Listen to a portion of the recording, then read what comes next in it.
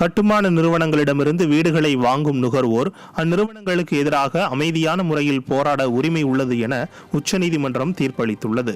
மகாராஷ்டிர மாநிலம் மும்பையில் அடுக்குமாடி குடியிருப்பு ஒன்றை விற்பனை செய்த நிறுவனத்தை கண்டித்து வீட்டில் பதாகைகளை வைத்து குடியிருப்பாளர்கள் போராட்டம் நடத்தினர். இந்த நிலையில் இதற்கு எதிராக நிறுவனத்தின் சார்பில் அவதூறு வழக்கு தொடரப்பட்டு விசாரணை நடைபெற்றது.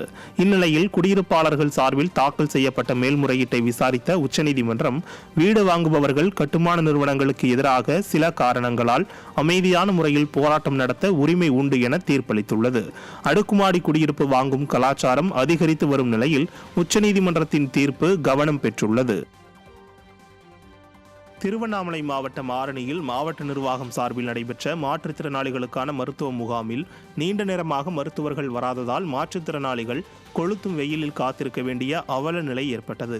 ஆரணி அரசினர் ஆண்கள் மேல்நிலைப் பள்ளியில் மாவட்ட நிர்வாகம் சார்பில் வட்ட அளவிலான மாற்றுத்திறனாளிகளுக்கான சிறப்பு முகாம் நடைபெற்றது. இந்த முகாமிற்காக காலை 7 மணி முதல் 12 மணி வரை மாற்றுத்திறனாளிகளை இருக்கை வழங்காமல் தரையில் அமர வைத்து காக்க வைத்த சம்பவம் பெரும் கொந்தளிப்பை ஏற்படுத்தியது.